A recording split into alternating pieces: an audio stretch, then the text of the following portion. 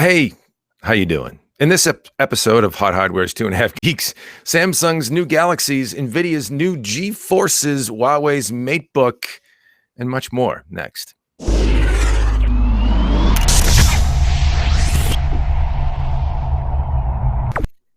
It's an episode of Hot Hardware's Two and a Half Geeks. How you doing? It's just me on a little bit of wiki skipping or something. I don't know. I was playing DJ there for a minute. I'm Dave Altavilla. Welcome back to the show we call Two and a Half Geeks. Good to have you with us here. Happy Friday, everybody. We typically try and go on Wednesdays, but we're Friday and fabulous today, I hope. Marco, are you Friday fabulous today? I'm as close to Friday fabulous as I will ever get. Wow, that's actually probably pretty good then, generally speaking. Yeah. So, and we're typically two and a half geeks. We're missing our third. We're going to get back to Wednesdays, but we've been doing a lot of traveling lately, traveling men. And so yeah, we've had to go Fridays, and that leaves us one short. But yeah. So how's it going, buddy? Are you dug out of the pile of hardware that you are amassing or have amassed over the past few weeks? Oh God, no. We did get to launch GeForce GTX 1660 this morning. That basically arrived last week and sort of threw my schedule off. I have some really cool hardware that I'm finished testing, but I have to lay out and write the articles. Maybe there's a Quadro and a Titan in that mix. Just got a big stack of SSDs from Samsung to test. So there's lots of stuff happening. All right, nice. It's all kinds of stuff, and you've got some pretty retro sounding alarm bells going on in the background there, buddy. I told my wife to move the phone away from my office door, and she did not listen. Well, I tell you, that's pretty retro. I mean, I don't know. It sounded like either Coleco or maybe I was listening to some sort of Donkey Kong music, or I don't know what, but that was pretty snappy sounding. Pretty snappy. It's actually Beethoven's Fior-Elise, but with the caller ID, with the digital voice that calls out the caller ID, it kind of throws it off.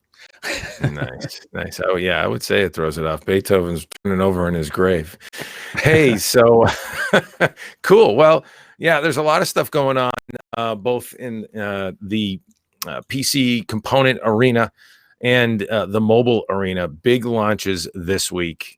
That will be near and dear to the hearts of tech enthusiasts everywhere. Whether you like it, whether you like your supercomputers in your pocket or on your desktop.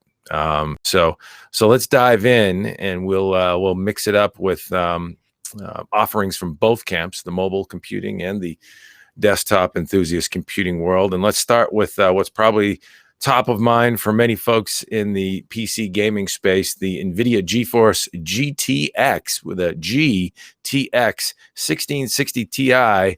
There's EVGA's card, and it's the new Turing architecture, well under $300. Sounds like a bargain, is it, Marco? Bargain might be a stretch, but it is a good value in its price segment. So this is Turing. The GeForce GTX 1660 Ti is a Turing-based GPU, but it is not like the GeForce RTX series. You know, just the name alone probably gives you a hint that this isn't quite like the others. The difference with the GPU on the 1660 Ti is that it lacks the Tensor and RT cores, so no DLSS, no hardware accelerated ray tracing support. But what it gets are all the new shader functionality, the ability to do concurrent floating point and integer math, the better encoding engine, the new cache structure. And ultimately, you end up with more efficient, faster shaders than Pascal. The configuration also, let me just do a quick rundown versus, say, the 1060. So 1660 Ti versus 1060. The 1660's got 1536 CUDA cores versus 1280 in the 1060. They both have 6 gigs of RAM, but it's running at 12 gigabits per second on the 1660. They're also both connected over 192-bit interface, but you end up with much more bandwidth on the 1660 Ti. They have a similar number of ROPs, so on older titles that are just fill rate limited, it's not going to perform all that much different than a 1060, but more texture units. So it's basically a new balance here to the GPU structure, and it ends up in our testing performing about on par with the 1070 in most of the games. There's a couple instances where the 1070 is faster, and it crushes the 1060 across the board. There's a couple of spots where it's close, but it literally beats the 1060 across the board at both 1080p and 1440p, and the card's only $279. So if you look at the current landscape, the 1070 is way more expensive than 279. The prices are all over the map because of availability is sort of shrinking. Cards like the Vega 56, we got a note yesterday that you can find them for $279. I'll be damned if any actual listings showed it at that price. There were about $400 everywhere. And like the Radeon RX 590 is like a $250, $260 card for the higher end ones. And it generally outperforms that across the board. The 590 scored a couple of victories in a few titles, but generally where the 1660 is faster, it's much faster. So yeah, it doesn't. The 1660 Ti doesn't change the game, but it is a good value, good power. It was barely more power than a 1060, although it beat it in the benchmarks, and it is really overclockable. I hit 2.1 gigahertz with minimal tweaking, though you are limited to what you can do. I couldn't raise the power target or voltage.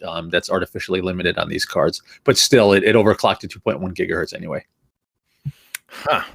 So, and actually, I want to skip back real quick on that spec list. I detected maybe we had a typo in our chart. I'm not sure. Okay. 16 nanometer or 12 nanometer GPU? That looks like a typo. It's a 12 nanometer. It's 12 nanometer FinFET. I will go fix that while we're talking. No, the only reason why I asked that is because it has more CUDA cores, and Turing CUDA cores, obviously, optimized Turing architecture, more CUDA cores, higher memory bandwidth, and a couple billion more transistors than a 1060. But I think you also noted that it uses only a little bit more power than a 1060 and way less power than a 1070 from the previous gen, right? It's not way less power than a 1070, but yes, it's fair to say it's less power than 1070. So if you let me just jump to that graph to refresh my memory. Yeah, it was something like 20 more, only like 20 more watts than a 1060.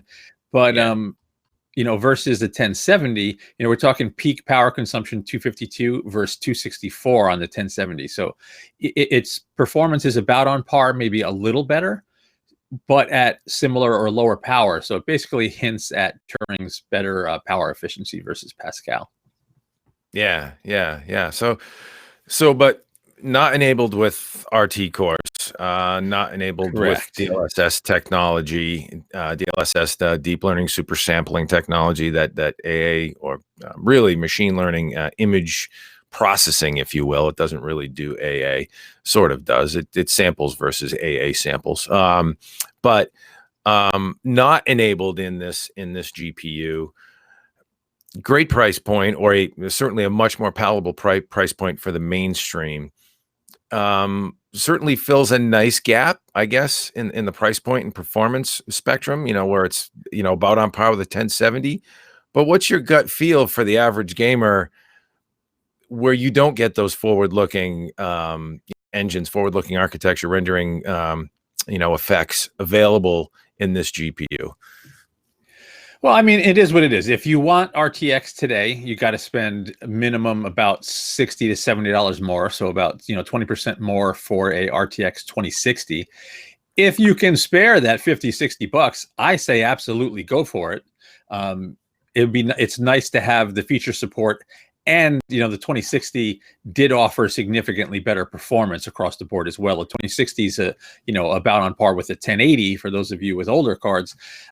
Now, if you're a couple generations back, if you're on a 960 class card or, Radeon RX 470 class card, a generation or two back, for under $300, you can get a big boost in performance for 1080p gaming, assuming you don't have if you have a graphics card like that, you probably don't have a 4K monitor. So for 1440p and 1080, if you have a couple generations old card and you looking for a GPU under $300, it's probably the GPU to get. We got to see how this affects pricing. I have a feeling we're going to see some price rejiggering going on. I saw a special on one RX 590 199, which was kind of out of character. You know, we heard about a price reduction on the Vega 56. It didn't really materialize online, but if that happens, the Vega 56 is faster overall. So we got to see how it shakes out. If you're buying a card today or for the next few weeks, and you have $280 to spend roughly, it's the card to get, basically. Yeah. I was noticing you've added some additional numbers in with Vega 56 with RX 590. Good job there, by the way. To get those, I think those are important price points and competitive offerings from AMD. It looks like it is notably faster than a 590 in almost. Yeah, there's a couple of spots where the 590 pulls ahead. Okay. Yeah, I was just looking at like our Tomb Raider numbers. Yeah, interesting. Okay, yeah, Shadow of War, the Radeon RX 590 pulls ahead by a couple of frames, and that's even when you are scaled up to 1440p. Same thing at 1080. Interesting. I mean, it's a definitely a cool card. What's a RX 590 go for these days? I'd have to look that up too. Is it? So you can find it, most of them are about 259, but like I said, I did see one on sale for 199. So like there's probably going to be some movement there. We got to see how it all shakes out over the next couple of weeks. Yeah. And as you said, RX Vega 56, we haven't been able to find for a competitive price point in that range. Although we're hearing rumblings that supposedly that's coming. Right. So we got a note yesterday, basically saying, hey, for $279, the Vega 56 does XYZ. And it had a link to a Newegg listing for an MSI Vega 56 at $279, but it was unavailable. And if you just went to Newegg's site and searched for MSI Vega 56, that particular listing never came up. And if you sort by lowest price, the lowest price of Vega 56 was $399, and it was even higher on Amazon. Now, it's been a few hours since we looked. That might have changed in the last few hours. I don't think so. But yeah, so if the Vega 56 does ultimately shoot down to the same, $279-ish price point, it's a louder card that consumes more power, but it's a faster card overall. So there's, we'll see how things shake out in the next few weeks. Yeah. GeForce GTX 1660 Ti.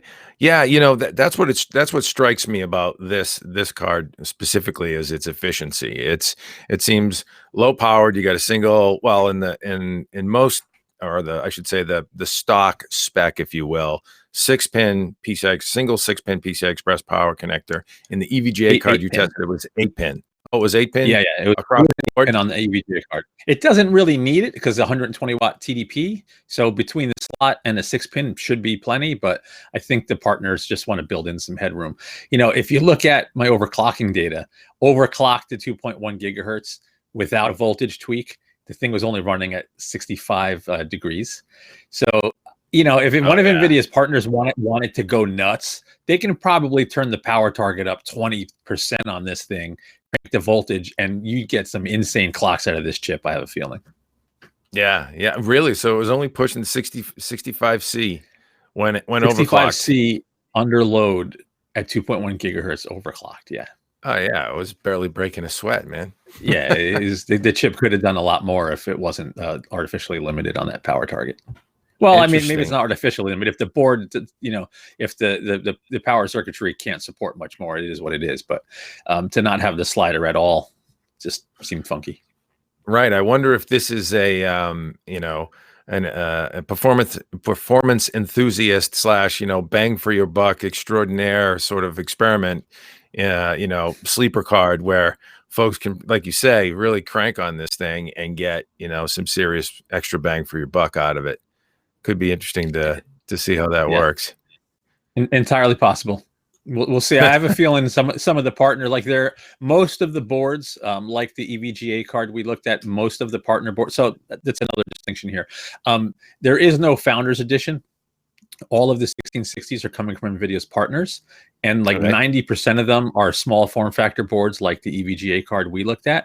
There were a couple of full-size boards with dual fans. Maybe those have beefier power circuitry, and those partners will enable the ability to manipulate the power target, but I'm not sure. Excuse me. Yeah, yeah, yeah. Yeah, it's a tough one. I mean, for me, I would spend a few extra bucks and get those RT cores and get um, the tensor cores as well for future machine learning capabilities with respect to game rendering and image processing, whether it be DLSS or something else that NVIDIA could potentially deploy with its tensor cores in the architecture. But not everybody has those dollars to spare, and the under $300 price point is probably where the majority of discrete graphics cards are sold these days. Would you say that's a fair estimation? 300 or less? Yeah, from that 179 to 279 price point is definitely where the bulk of the market is. So for those consumers, they now have a nice power efficient tweakable option that's faster than anything else at that price today.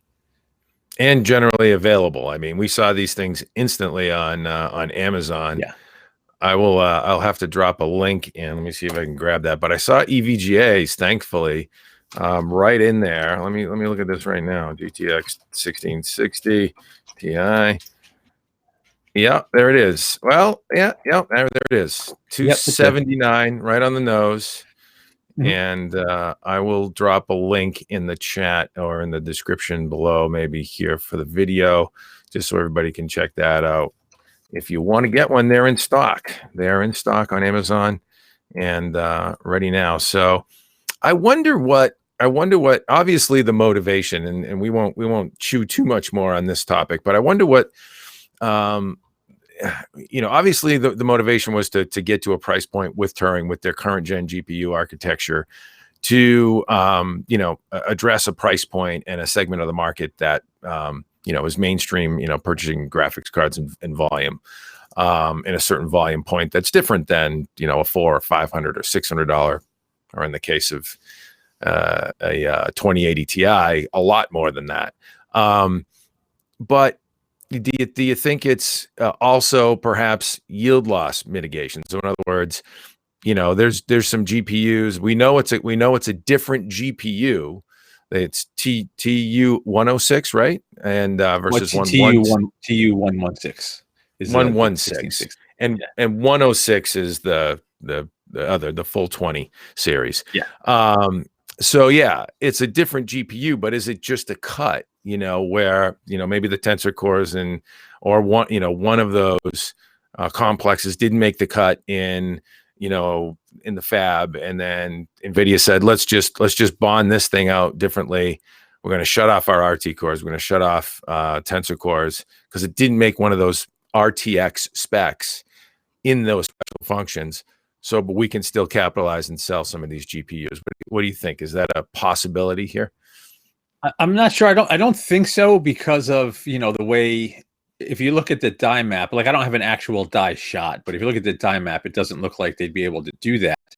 And maintain a functional GPU with the way the memory controllers are situated around the edge and all that kind of good stuff. It's possible. It's entirely possible. It would make sense financially if you could do that. But I think it's just a newer, smaller GPU. Like when you're looking at a die size, so 284 square millimeters for this, 445 square millimeters for RTX 2060. Yeah. Those additional CUDA cores and Tensor RT cores add a lot of die area. It's 161 square millimeter difference. A whole GeForce GTX 1060 at 16 nanometer is 200 square millimeters. So it's literally, a whole GPU savings worth of die area. So. Yeah. No, that's a good point too. So you think that there's a 1660 mask set, if you will, and those wafers are partitioned out efficiently for that GPU. That's likely the case, is what you think. I think so. We're speculating. I think so. Because and we're speculating here, and we have to speculate because I don't know many, if any, semiconductor company that will talk about yield of its chips, because that's just a secret sauce variable that is not discussed, right? It's just not ever. It's not openly. And then there was that crazy news out of TSMC recently about that was like $500 million worth of wafers that got screwed up, and NVIDIA was likely affected. So who knows? Yeah, yeah. Well, there you go. There's another one too there, right? Suddenly something else is born. OGOG says, what is EVGA even thinking with a 3-slot cooler on a 120-watt TDP card? Good point. You Except, know, I feel the same way. I'm not a huge fan of these triple slot coolers. I don't know, like you could see a Founders Edition, a dual slot card, not this particular one because there isn't one, but there's lots of dual slot cards. Maybe they're a little higher temps, but we're not talking out of the ballpark here. And to sacrifice the slots doesn't make a ton of sense to me. Now, the flip side is, this isn't 15 years ago where enthusiasts tried to fill every slot in every drive bay in their systems. Most systems nowadays have one graphics card, maybe a PCIe SSD, maybe a sound card, and that's it. yeah. Most. I'm not saying all, most. So if you're addressing most of the market, triple slot card is not a big deal. But I feel the same way. Like I'm not huge on wasting all of that slot real estate. Yeah, yeah, yeah. So OGOG wants one of those thinner, more svelte versions that occupies no more than 2 slots. That's a fair request, I'm sure. Have you seen others out there? We've seen a lot of leaks on this. This thing was leaked to death, so we have seen other OEM cards. Let's see. What can we say? Oh, we know there's got a lot. Yeah. There's 2 slot cards. Just the little short boards. Some of the companies went with they kept the PCB short but thick on the cooler.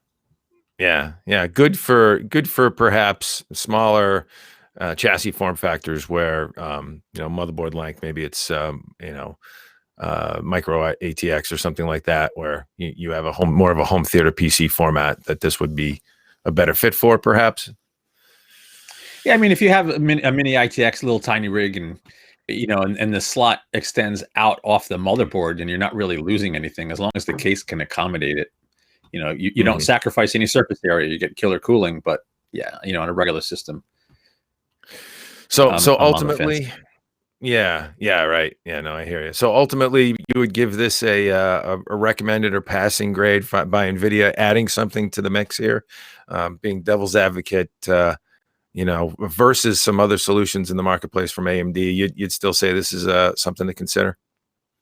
Oh yeah, absolutely. Yeah, no question about it.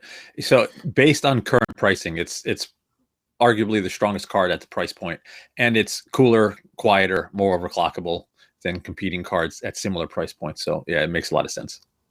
Yeah, no question about it. Gotta love the simple elegance of a cool and quiet card with one PCI Express power connector. It's not going to beat the heck out of your power supply to light it up. It's not going to dim the lights in your house, and offer some pretty solid performance. So 1440p and under. So would you say 1440p ultra settings in pretty much any game you throw at it, it can handle? Not every game. It's smooth. You're not going to get that 60 FPS plus at 1440p with every game. Perfectly capable 1440p card though. Yes, it's ideal for 1080p, but 1440p is not out of the realm. Right. It's funny. We used to think 30 frames per second was playable, and now most gamers you talk to, 30 FPS is not playable. It's that 60 FPS bar. So yeah, interesting. How the dynamics change. We used to put up with crappy frame rates, didn't we? Oh man, the things we put up with back in the day. Remember the first demo when we saw AA for the first time on what was it, the Voodoo 3? It was with Falcon 4.0 in a hotel room in New York, and we were watching the mountains look all jaggy, and then they hit the button and the jaggies disappeared, and we were like, ah! Yeah, which is just crazy. You dated Falcon. What, Falcon 4.0? Oh my Falcon God, 4.0. Yeah, I still remember the demo. I still remember Burke and who was the big guy from 3D Effects? Oh, I'm blanking now. I forget his name. He's speaking of Brian Burke of NVIDIA. What's that? That NVIDIA now, and it was the big guy from 3D Effects. I forget it. It'll come to me later. Yeah. If it comes to you, just blurt it out. All right, I will.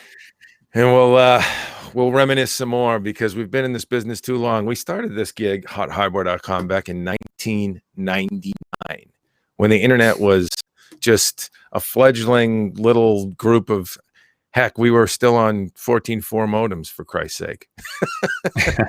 I don't know if it was that far back, but yeah, It it was. wasn't that far back, but yeah. All right. Well, let's move on. Let's move on to the land of mobile. And I was actually I'm scruffy and a little bit road weary from visiting my friends at Samsung out in San Francisco, which is only a short 6-hour hop flight from the Boston area where I hail from. But yes, the Samsung Galaxy S10 family unleashed. We've got hands-on, we've got features, we've got specs, we've even got some benchmarks, which you should check out at HotHardware.com. I will drop some links into the chat right now. And but let's talk about Samsung's new bauble. There it is, the Samsung Galaxy S10. There are 3 in the family currently. There's another one coming. That's the Galaxy S10 Plus there. It is a 6.4-inch AMOLED display, what they're calling a dynamic AMOLED display now. Super AMOLED is sort of not a thing of the past, I guess, but it is a new HDR10 Plus certified AMOLED display that's in these phones now. So much wider, brighter color gamut, much better color fidelity in general. And there's also a blue light reduction technology as well, which doesn't affect the color reproduction accuracy, but limits, I think it's like 30% less offensive and harmful blue light that's emitted from these displays. And it's the Infinity O display. Now I want to fight. I have one of them right here. I do. And I'm going to try and turn down the display brightness so I can show you without blowing out the screen. But there it is. There's the Infinity O display of the Galaxy S10. As you can see, let me see if I can get a little bit crisper. As you can see, super thin bezels, and I'm sorry about the reflection. That's a little better there. Super thin bezels all around. So this is a 6.4-inch Galaxy S10 Plus. And I can just tell you, it does not feel like a 6.4-inch phone. It is super efficient in the hand, and it is gorgeous. This is the back of it, as you can see. And this is what they call Prism White, which actually, as you can see, so again, sorry about the webcam lack of fidelity here, but we're at 1080p, but it still doesn't do it justice. Prism White reflects sort of blue hues and different hues that are in the environment around you. It's really a cool color. It looks neat. It has this sort of metallic reflective quality about it that's white, pure white sometimes, and then picks up the colors in the environment around you. So it's a really cool color.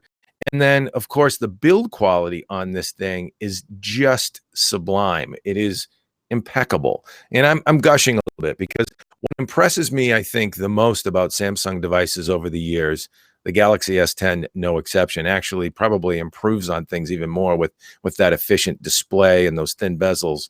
And you do a very small cutout right here in the top right corner of the display where it does punch through. It's 2 front-facing cameras. It has 2 front-facing cameras, different wide aspect cameras.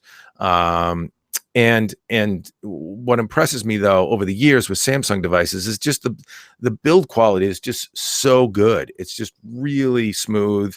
It has certainly curved glass, on the front and the back, and it cradles well in the hand. It's not slippery because they've figured out a way to make these edges grippable with high polished machined aluminum around the edges. So that's pretty solid. It's not a slippery slick device per se. You can hold on to it pretty well, and it's just super well made. On bottom, USB-C headphone jack, and the single down firing speaker, which actually puts out some pretty good sound. I wish we had some stereo speaker capability, but it puts out some pretty good volume. Sounds great. What do you think about the design, Marco? Are you a fan of the Galaxy series? Just mechanically speaking, and then we'll get into specs and other things. Yeah, absolutely. Gorgeous smartphones. I haven't experienced it firsthand. The cutout for the cameras, I guess technically you get more real estate than a notch. It just seems weird to have a thing floating up there in the display. Then again, If you ask general consumers, I don't think they care. It's just me being a nerdy geek and being critical of the device. But in terms of the specs and what Samsung has done with that phone, in terms of the camera, the build, just the overall look, that fast Snapdragon 855 inside should be a kick-ass phone. And you can even, there's a 1 terabyte model. Did I read that correctly? Yeah, 1 terabyte of internal storage, and you can add additional external storage, a micro SD card, and get up to 1.5 terabytes total in the phone that it will support. Yeah, that's awesome. So tooling around on it, how does it feel? So it feels super fast. I mean, and one of the things that that Samsung touts with this, obviously, as well, is their One UI, their new One UI, which, frankly, let me see if I can just pull it up for you a little bit, and you can take a look at it here. I just pulled down the configuration, or the advanced or the settings roll down from the top, excuse me. And just the quick access settings here. As you can see, it's clean. I'd have to poke around a little bit more and get a good feel for living with it. I've only had it for a day, but it certainly feels fast. It's very responsive. That's one of the things I sort of worry about a little bit with Samsung, is the tendency to try and reinvent the Android wheel and put in little apps and features that aren't necessary, that bloat the OS. And I'm not getting that sense in my first day with the phone, sort of just hanging out with it and playing with it a little bit, and installing my apps in my account and just getting set up. It's pretty clean that way. Very fast, very responsive. This is an 8 gig of RAM, 128 gig storage variant of the Galaxy S10 Plus. And it's Snapdragon 855. We did some numbers on it, John. I don't know if you can bring that up, but if you look at the benchmark numbers, this, and we have to, put a caveat. This is the beginning of, let me see if I can drop this into the chat as well. Here are some benchmarks. Bang. John, if you can throw those up. So this is the one of the first Snapdragon 855 phones we've tested. So what's going to happen versus Snapdragon 845? It's going to be a much faster phone. The claim from Qualcomm at the time was somewhere in the order of 20 to 30%, depending on whether you're talking CPU or GPU performance. The Snapdragon 855 is going to bring that much more incremental performance over 845, the previous generation. Basically de facto Android platform processor across so many different brands, except for phones like Huawei or something like that. 855 is a nice boost in performance if you look at the benchmarks, CPU and GPU. I think if you look at standard CPU stuff like Geekbench, you've got 11,000 multi-core performance, 11,200 or so Geekbench points, versus previous generation, some of the best, fastest phones we've seen out there in the 9,000 range. So a nice incremental boost there. Single core CPU performance is actually also pretty impressive as well. There was a nice gain from about 2,500 in the 845 to 3,500. So just single core IPC throughput from the processor now. That's the 3D Mark score there. So that gives you a sense of graphics. But CPU, you've got some nice gains there. And then on the graphics side, again, about a 30% jump. I'd have to do some quick math. But, if you look at some of the higher end graphics benchmarks, I don't know if you can scroll down a little bit on that, John. Go to GFX Bench Manhattan, the bottom chart. Here you're looking at 102 frames per second versus 87 or 86, excuse me, in the previous gen. And if you do the math on that, you're talking something like, 18, 19% gain in performance from a graphics standpoint only. And so, some nice gains there, certainly. What else can I tell you that's interesting about this phone? Well, to me, it's some of the new features that Samsung brings with the phone that really make it special, and they continue to innovate really well. I think bringing out features that matter to consumers.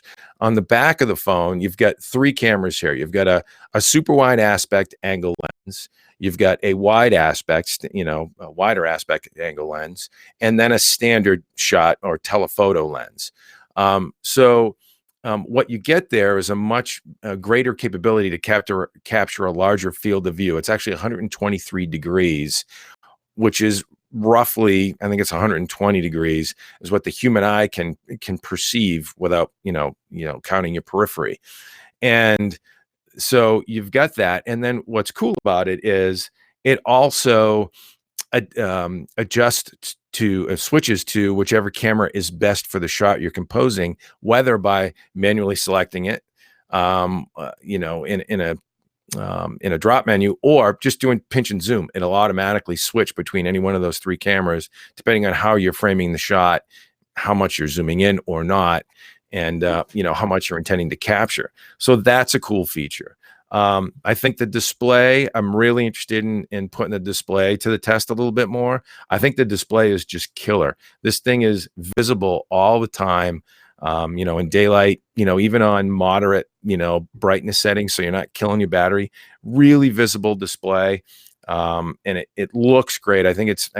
Honestly, over the years, Samsung Super AMOLED displays have been, my personal preference in phones. I haven't found an OLED display that competes at quite as well as some of Samsung Super AMOLEDs. This takes it up a notch, I believe, and it's looking really good. I want to A/B it versus like the Galaxy Note 9 and see how that matches up.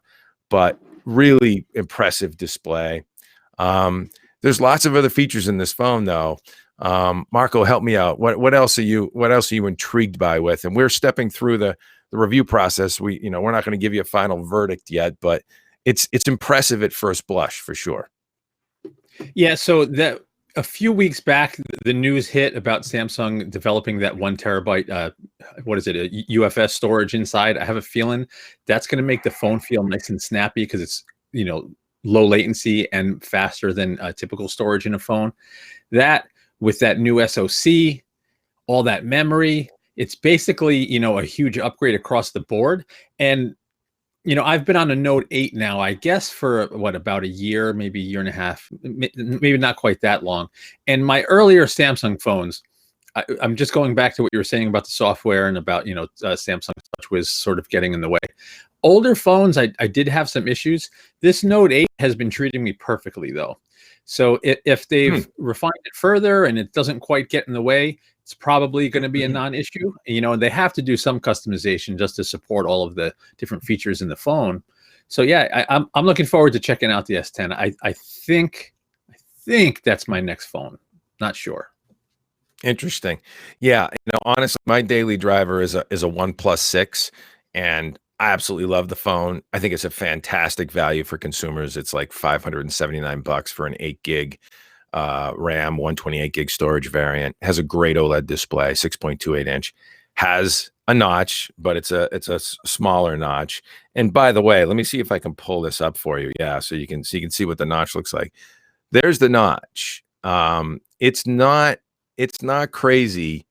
I actually like it. I think it's efficient. It's I am right-handed, and perhaps as a result, I like my tiny little oblong notch over on the right, but it looks mostly balanced to me.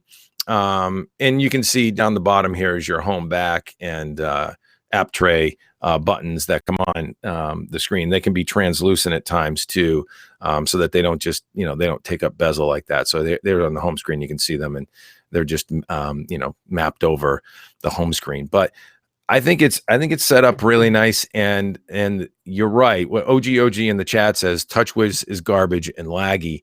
I am not getting laggy at all from this phone anywhere. However, I can relate to the previous generation, certainly the TouchWiz era. There was certainly, it felt like bloat, and then a little bit of Android bit rot. No question about that. I think that's a thing of the past now with Samsung phones. As you noted, I think somewhere around the 8 series, things started getting significantly better. I am interested to find out how this new One UI feels and operates just in general. Seems pretty good so far. I want to do things like simple stuff, like I fire up a text message and do speech to text. How does it react? How easy it is? Is it to use? How accurate is it? I remember having issues with previous generation Samsung phones where the interface I do a lot of that, just talking to the phone versus texting because I'm a klutz with my thumbs. But yeah, I just I want to see simple stuff like that in the day-to-day, living on the device, how it reacts, because that's important. That's a huge part of the user experience. And if you can live with how these manufacturers sort of make Android their own, by adding differentiation in spots that they think are important, and it's a useful thing, great. Or if it improves, great. But if it's just a reinvention of the wheel and it's bloaty and gets in the way, which has happened depending on the manufacturer you speak of, yeah, it's a pain in the butt. So I'm impressed so far. I'm really looking forward to getting into it. The camera, I think, is gonna kick butt. I'm expecting things to do really well camera wise, but I want to give it some more time. So just to go through the series one more time, 6.4-inch Galaxy S10 Plus is what I have here. How you tell the difference between it and its lower end siblings is the double camera punch out on the front, the two front facing cameras for selfies. The Galaxy S10 standard is a 6.1-inch, also has two cameras in the front. The Galaxy S10e, you can identify it's a smaller 5.8-inch display. Certainly the device looks smaller, has a single front facing camera. So that's if you're looking at them side by side, they actually all can kind of blur because the design signature is so similar. And then there's one that's not available quite yet, but that Samsung showcased, gave us a little bit of hands-on time with, and then quickly took it away. That's the Galaxy S10 5G. And that is a 6.7-inch Android flagship from Samsung. It will be available, I believe it's the April timeframe.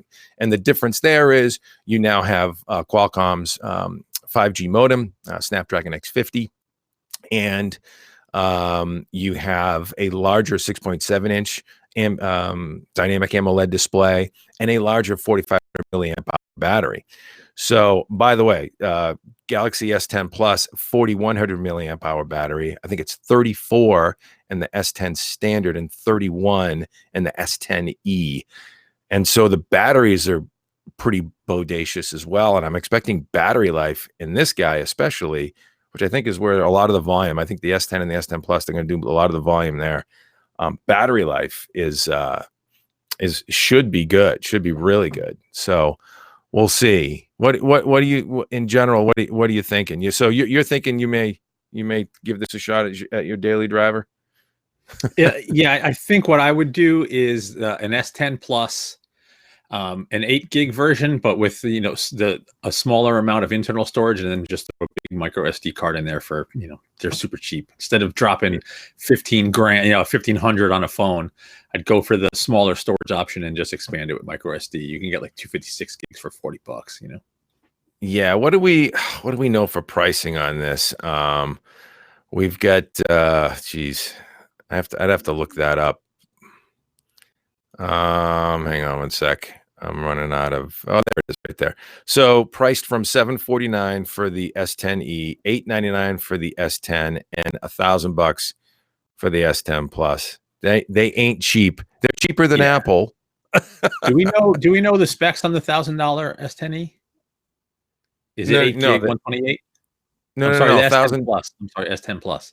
Is it 8 gig 128 gigs of storage? That's the $999. The 999 config, I believe, is the 8 gig 128 gig of storage. I'd want to confirm that. That's an important distinction, Marco, because there is a 12 gig 1 terabyte, and that's I don't know, it's got to be more. That ain't gonna be $999. No, yeah, well, not if let me see. I'll hop on Samsung's pre-order page now. We gotta really see this. Okay, so let's go to the interesting. Okay, there's the Plus, $999, 128 gig. Let's go to the 512 gig. Yeah, it's a little confusing right now. I will say that. I'd have to see it. This is interesting. We will come back to you folks on that. I believe it is starting though. I think that's the 8 gig, 128 gig variant, 8 gig of RAM, 128 gig of storage variant. That's $999. Yeah, I think that's a definitely. starting price. So yeah, it's still impressive stuff from Samsung. They are still, if you look at it from a, specs, relative comparison versus Apple's iPhone XS, still less expensive, but still pricey. I mean, $1,000 phones these days, it's kind of crazy, but that's the deal. It seems like the watermark for the high-end flagships. Let's move on to another flagship, and we'll start wrapping up the phone segment and get back to notebooks before we close. Samsung also announced the Galaxy Fold. The Samsung Galaxy Fold flexes 6 cameras and 2 batteries and over 7 inches of screen real estate when it is expanded into tablet mode. And there it is right there. So you've got 2 4 and change inch displays that are, well, it's one contiguous display, really. Flexible OLED display that has a mechanical hinge behind it that is fascinating. To see it on stage, it was live on stage, as you can see. I don't know if you can scroll down, John, back on that post. Let me drop it into the chat just in case you need that. Yeah, there you go, right there. Thank you, John. They were demoing on stage. So what you're seeing there is a camera shot of a guy with the Galaxy Fold in his hand, and it's currently in a 4-inch, 4.2 inch, I believe, folded form, and then bang, it expands to 7.3 inch total. And as you can see, they've got multi-app switching. So 3 simultaneous apps are going on there. They've got YouTube going, they've got a chat going, and then they're browsing the web. So you can see the use cases and the sort of advanced capabilities of this with a big device like this. Now you're holding a 7-inch tablet when it's in that mode, essentially. And then they also have this thing called app continuity. So if you're looking at the Fold in a handset mode, and I'm staring at something on the display, and then I want to open it up and make it bigger. And they showed a case where they had Google Maps open on the 4-inch format, and then they opened it up to 7 inches, and Google Maps just popped in, exactly where they had left off in the phone format, but in a much larger spread. They could see more of the real estate. They could pinch and zoom around. So they kept that app, that was basically showing on one back, display of the phone. When they opened it up inside to the Fold and opened up the Fold, they kept that app continuous and contiguous across the display. There wasn't a hiccup. It didn't have to you would think it might refresh or reset the screen, but it didn't. It just popped right in. So it was a live demo. Everything worked. I'll take a step back and say that one of the things we forgot about to talk about with the Galaxy series as well, that they showed with the Fold, were these little fellas. These are the Galaxy Buds, wireless charging, back again in the Galaxy S10 series and in the Fold. And wireless charge and share. So you just drop these things right on top of the phone, and I don't have it enabled now, but that wireless charging. You can charge your buds right on, just sitting on top of your phone. So maybe you're heading to the gym, you get your phone down in the car seat, you drop your buds on top of the phone, and it's charging on your way to the gym. Kind of cool. I gave these a listen. They're not quite Bose quality, but they're pretty darn good for bundled buds. So let's get back to the Fold. I shifted gears on you there. That was an important feature. That charge and share, I thought, was an important feature. By the way, enabled by IDT's charging ICs, company I used to work for. Good folks at IDT, Integrated Device Technologies. Anyways, what do you think of the Fold, Marco? Big honking beast of a phone that turns into a tablet. Is it all that, or is it a little too much of a Franken device? It looks like a Franken device to me.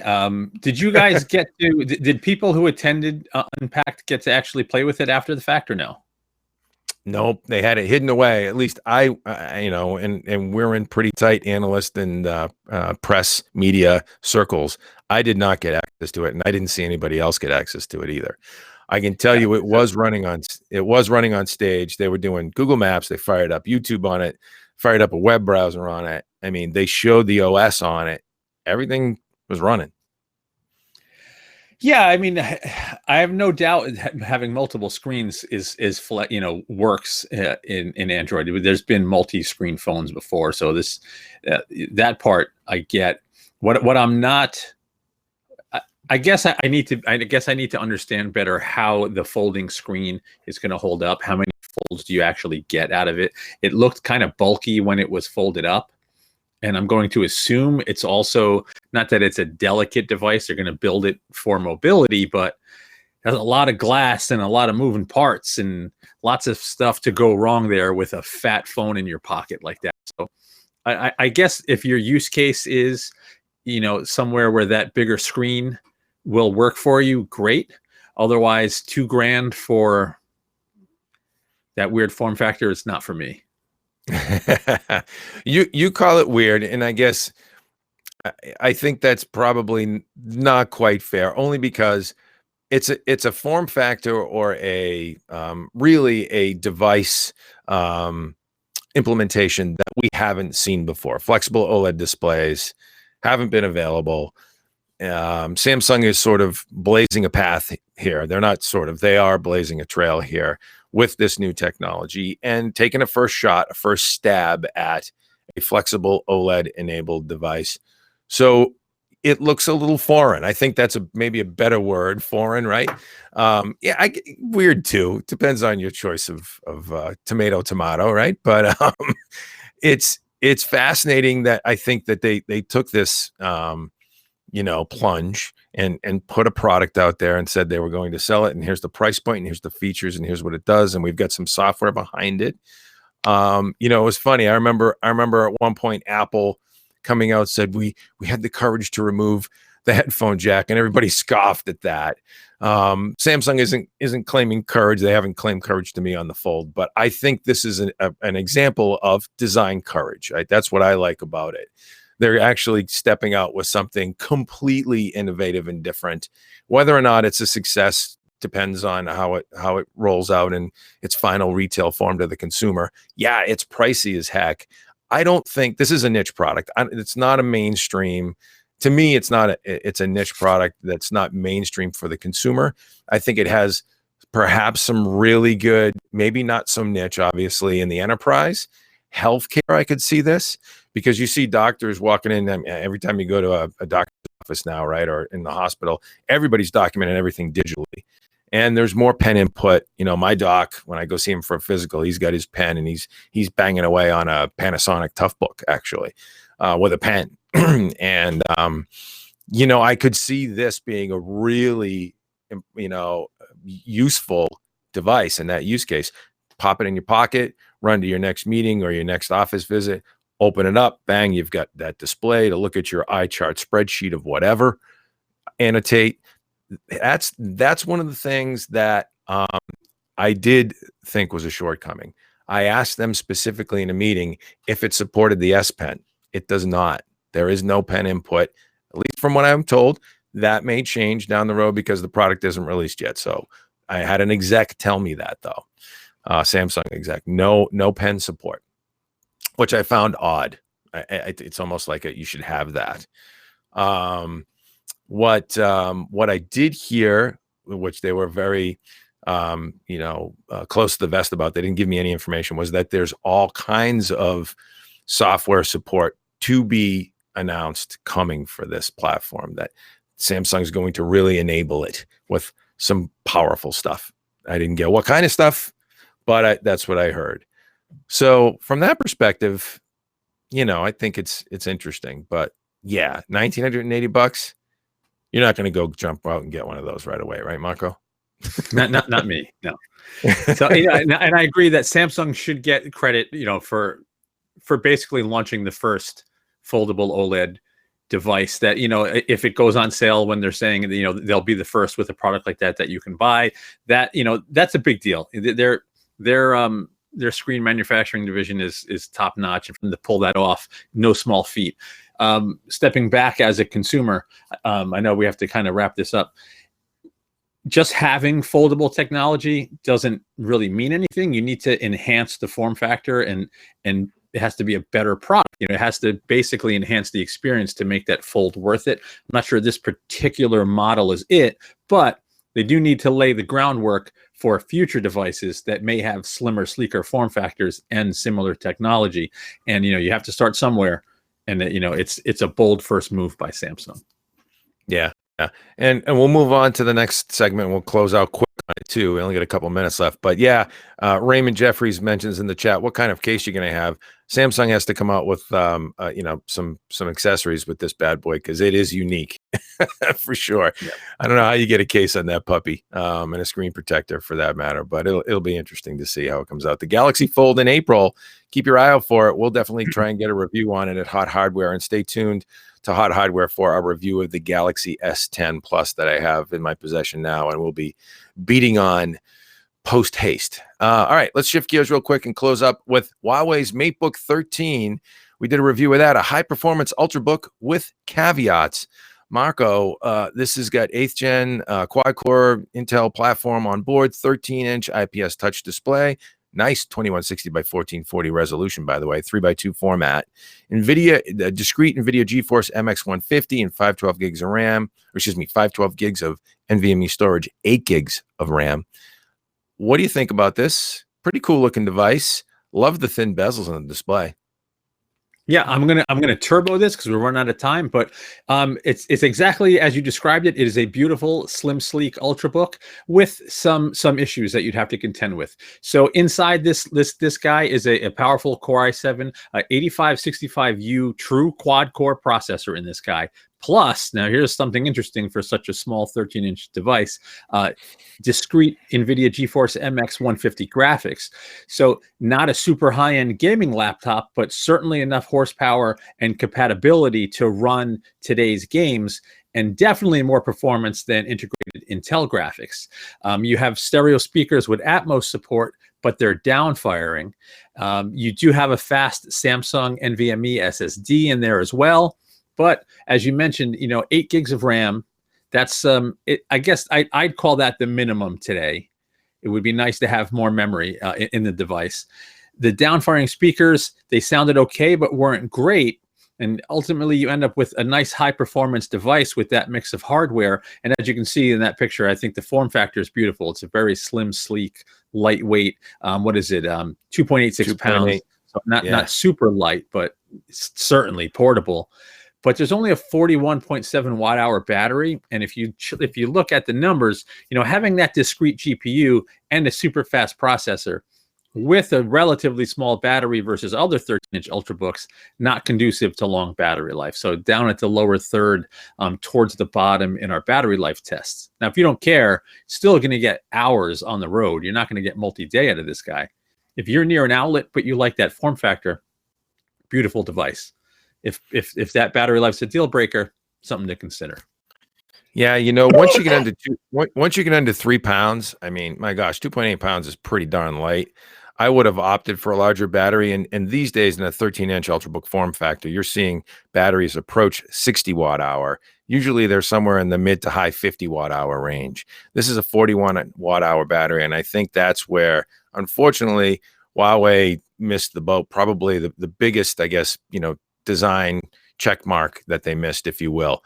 But that being said, if you take look at what we did for a battery test, where we loop HD video continuously until the machine powers down at a certain threshold, minimum critical battery threshold, we still ended up with 5.5 hours of battery life, doing constant, always on, with quick pauses in between each video loop, HD video playback. So not bad, but yeah, relative to its peers in the 13-inch category, in the bottom half of the group. So that's the caveat, as well as that 8 gig of RAM put up. I imagine, although I'd have to confirm that is soldered to the motherboard, So you're not upgrading it either, right? So interesting.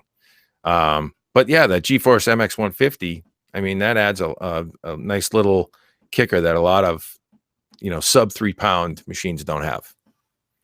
Yeah, exactly. Like if you were to compare it to, the bulk of ultrabooks that just have integrated Intel graphics, for example, you're talking more than double the performance for gaming. For example, just Grid Auto Sport at 1080p.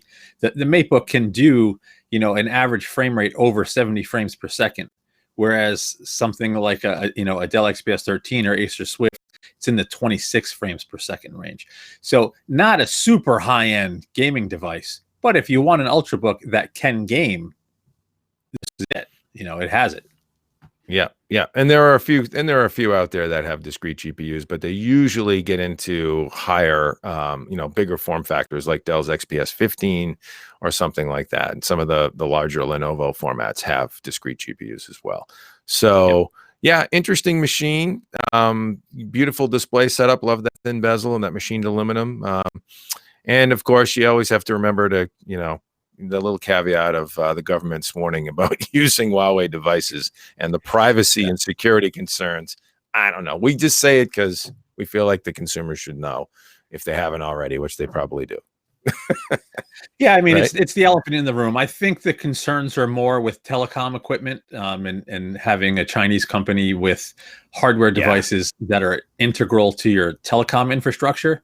But there's been lots of allegations thrown at Huawei. I know, like, there's been no specific single allegation on a device mentioned, and I don't think the community's found anything yet that I'm aware of. But it's something you do have to consider. Yeah, yeah. So there you go. Check out all these reviews at Hot Hardware. We will be tossing a link list in the comments below. Check out our Galaxy S10 review when it's up in the days ahead. And it'll probably take me about a week to turn that out, to really get it right, to live with it.